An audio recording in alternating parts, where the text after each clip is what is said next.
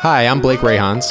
And I'm Stacie Mallon. And you are listening to the Optimized AF podcast. We know life is hard. We're here to make it simple.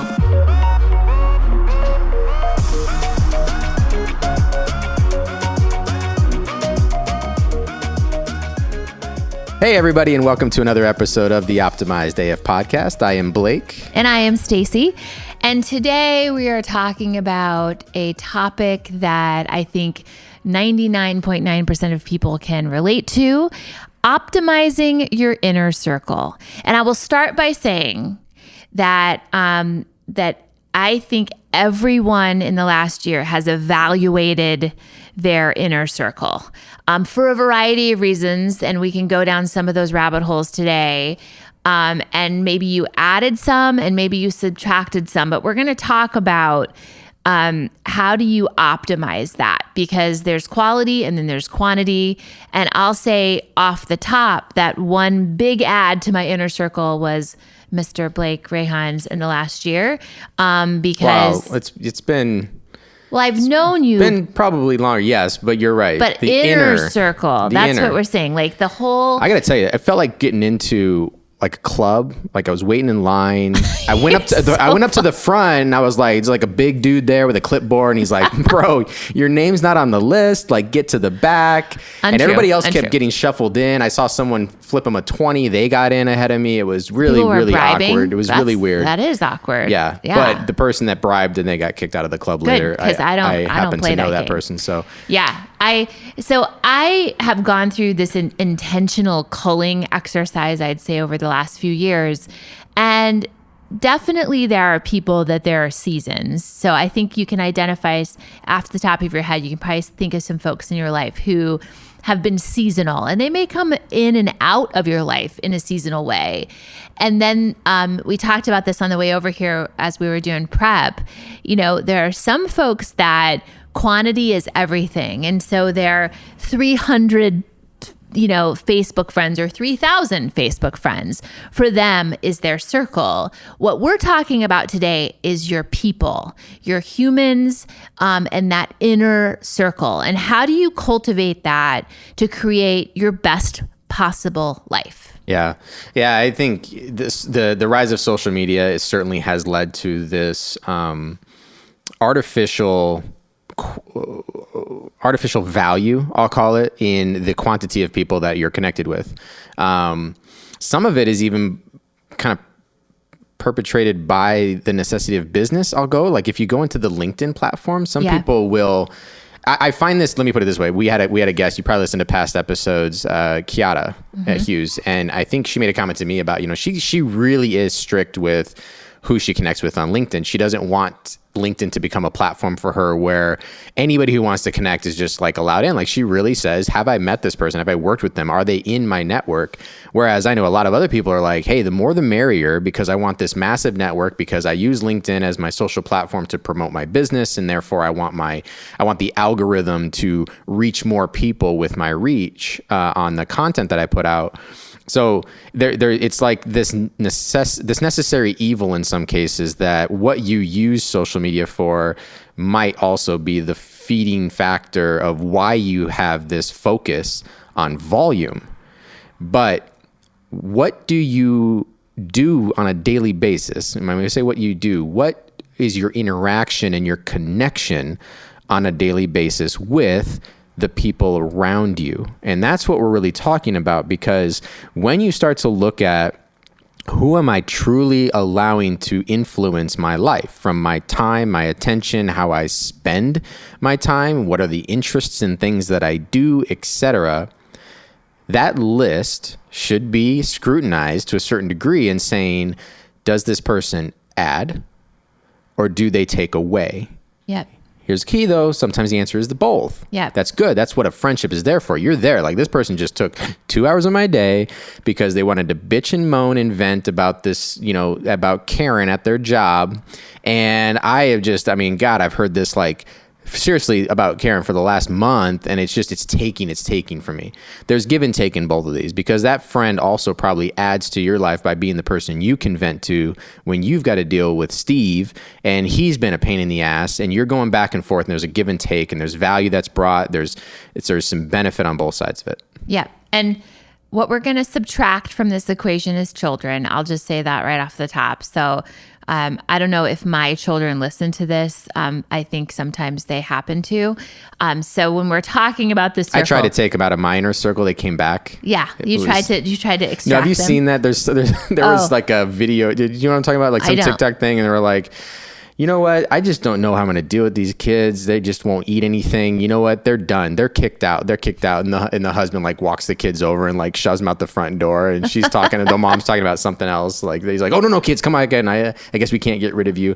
Anyway, I'm going to look it up, because there are days. There are days you wish you could. But we love our children, and so they are not included. I mean, I think as you get older, adult children may fall into this category. You may have adult children who have chosen toxicity and negativity, and you limit that interaction. And I think that's appropriate for this conversation.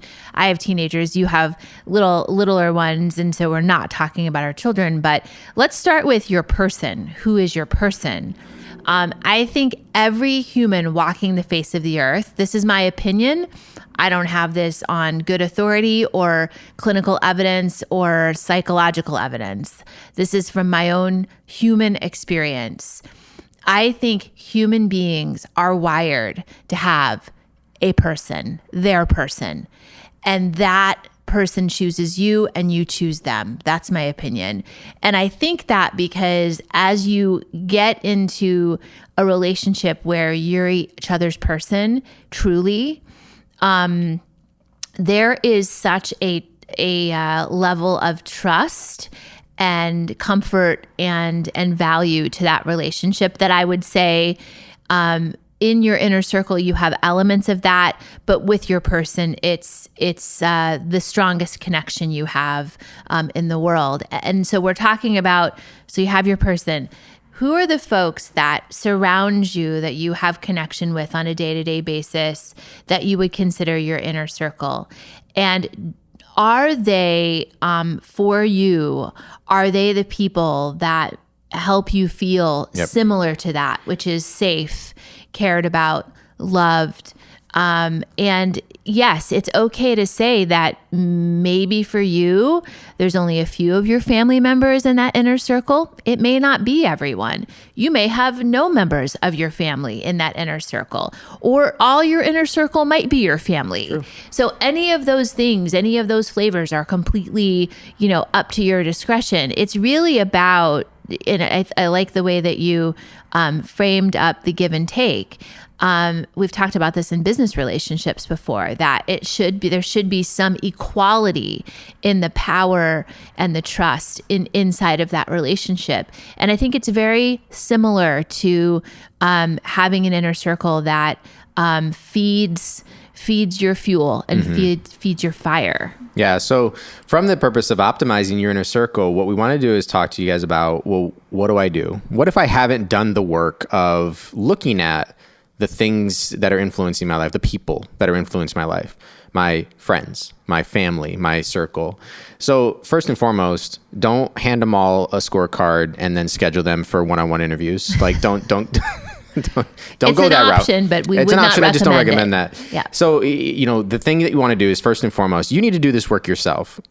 You need to have a really hard conversation with yourself of who are these people, who are the folks, list the names, and then you need to look back at the interactions. Look back at the last week, the last month, the last 6 months, and figure out, where do you really feel the energy, the positive energy coming into your life, or the negative energy coming into your life. Also, what is coming out of your life to the other person.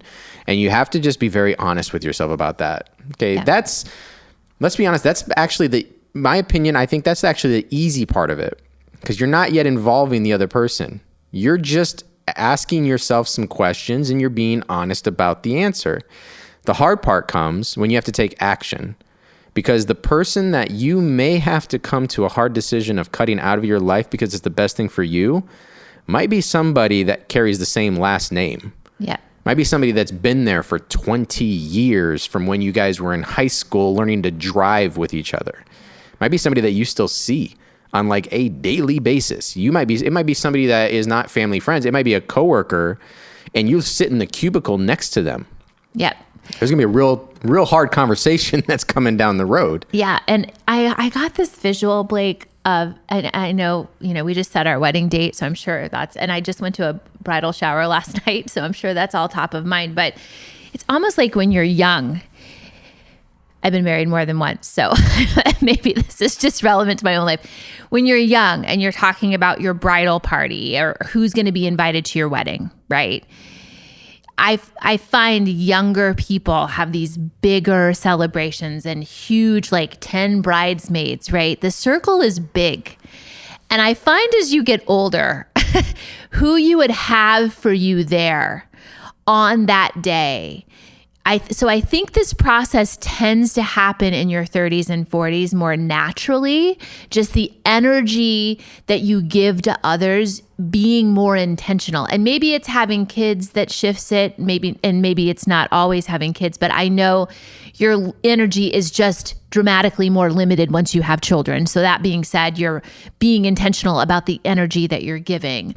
So I would say that my inner circle is still bigger than some other people's inner circle. There are people, I'm a connector. So I do talk to several people, I wouldn't say many, several people, some of whom we've seen on this podcast, that I talk to regularly, yes, at least once a week, if not more.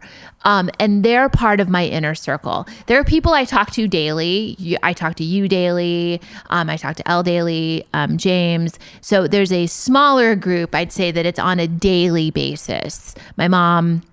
And so I think that as you're sitting and evaluating, one big thing that you discussed early is energy exchange.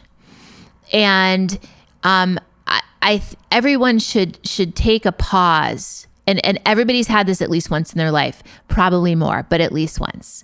Think of a relationship you had where every conversation you had with that person stole your joy, your energy, just sucked it right. You got off the phone, you're like, I need a nap, yeah, or a snack or a drink or all the above. It's like this. And so sometimes conversations can be heavy and it's a one-off, but there are people that I think are in our lives sometimes. And I feel like I was not as intentional about turning away those relationships when I was younger. And now that I feel like I'm more clear on and intentional about what I want my life to be, it's easier to identify those things. So I would tell you, think about that relationship and think about if there's, I've heard them called energy vampires. I've heard them called a lot of things. So think about if there is anyone in your life that feels that way to you. And these are the people that we're talking about, mm-hmm, really culling out of your inner circle. It doesn't mean you have no contact with them. It's just, and we talked about boundaries before, setting appropriate boundaries and removing toxicity and those energy vampires, mm-hmm, and really focusing on quality of the connections you have in your inner circle, not the quantity of humans that are in that inner circle. Yep. Or animals. Bear is definitely in my inner circle. So animals can definitely be in the inner circle. Certainly. And so I think just who feeds that fire. Yeah. So you've done the work now. You've looked at your list. You've analyzed what it has given, taken, etc. You have identified some probably difficult conversations to have with people. Now what do you do? Yeah. So in the spirit of optimizing your inner circle and giving you guys the quick hits and tips and tricks and all the things that we do to simplify hashtag get optimized. Just saying. Yeah. Hashtag get optimized AF. So how do you have this conversation?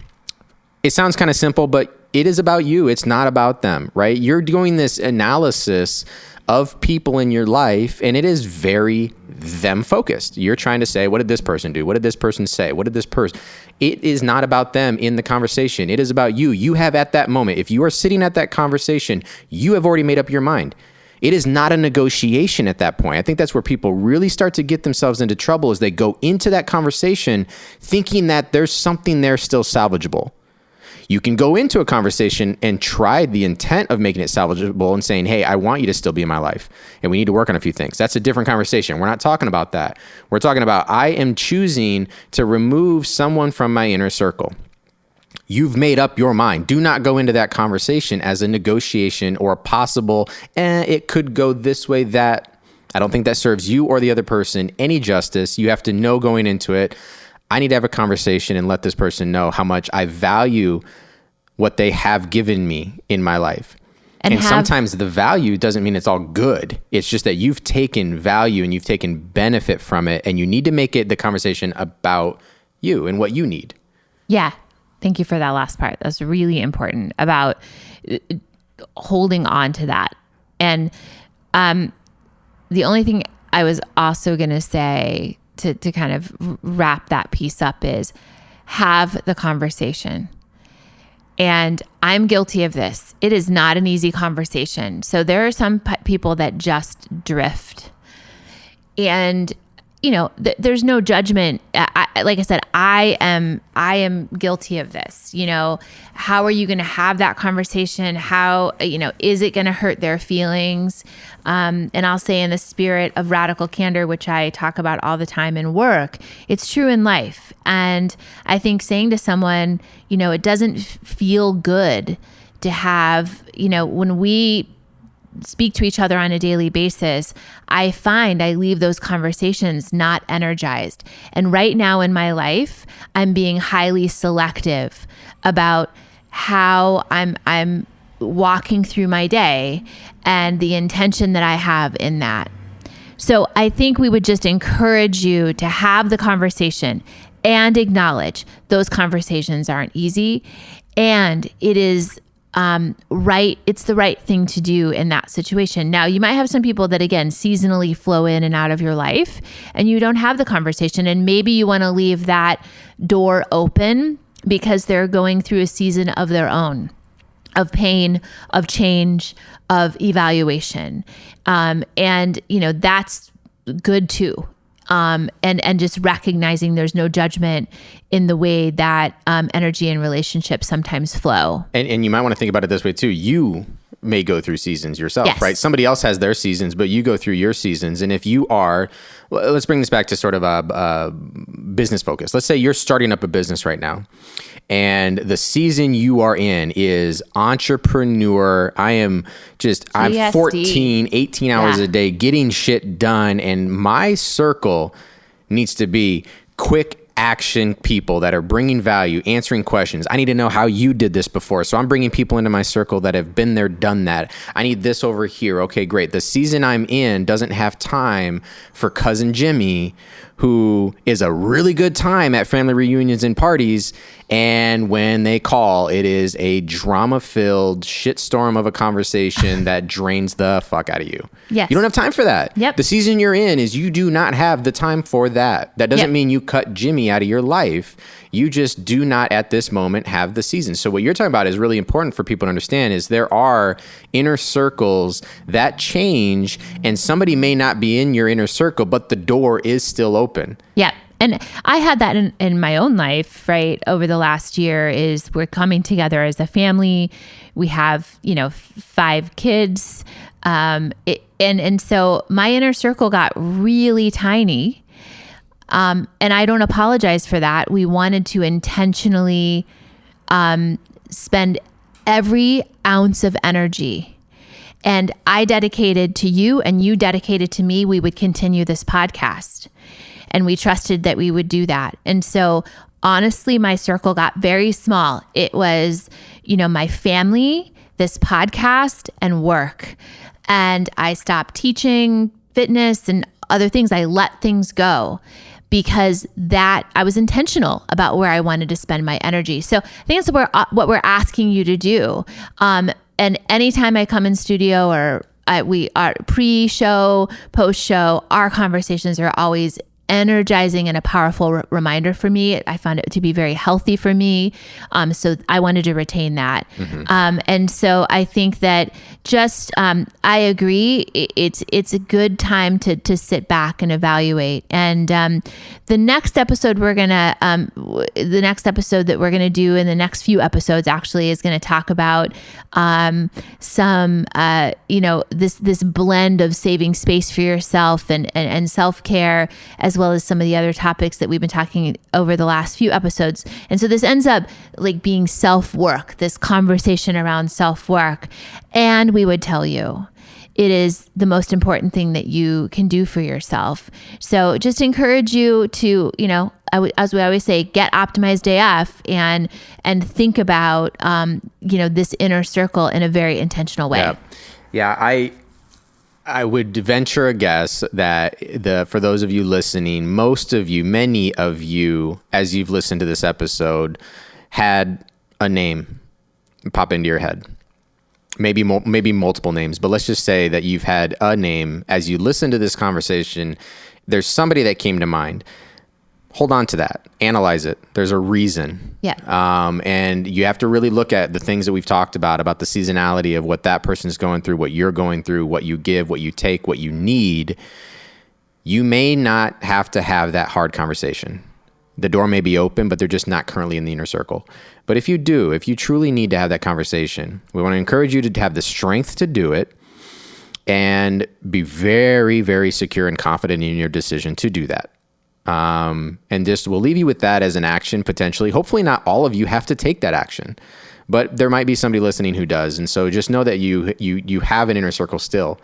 And when you have the hard conversation with one person, that means you still have the support of everybody else that you have retained in your inner circle to help support you in that decision, and lean on them where appropriate to help you through this change of the people that are bringing value to your life. Yeah. And so with that, I want to just welcome you guys to join us next week for another episode. Yep. And I want to take a pause for Blake and I both and just take at the end of this episode thanking our people. I want to thank James for continuing to be supportive of this podcast, of the time that I spend. And I think, Oh, absolutely. Yes. Yeah. And obviously think, Nisha, my wife, we talked about it just briefly in another episode we recorded, but, celebrating 10 years this April here. And, the people in our circle, we've got such a great team around us. Everybody contributes positive energy to helping us accomplish what we want. And you said it so great earlier, Stacie, is that what you and I gain from doing this fills our buckets every time we come in and do this. Yeah. And that's something that we have held very sacred to ourselves, but there's a team around us that allows that to take place and allows that to happen. Yeah. And so from the bottom of our hearts, yes, absolutely. We love you guys, and thank you so much for all the support and for and you bought yourself another ticket to the inner circle for a while. That's right. So for your indefinite. Your name is on the clipboard. That's right. No bouncer needed. So have a great week, and we'll talk to you soon. Hey guys, thanks for listening to our show. You can find Blake and I on social media channels at Blake Greyhans and at Stacie Mallon. Be sure to follow Optimized AF on Instagram and rate and subscribe to this podcast on iTunes. See you next time.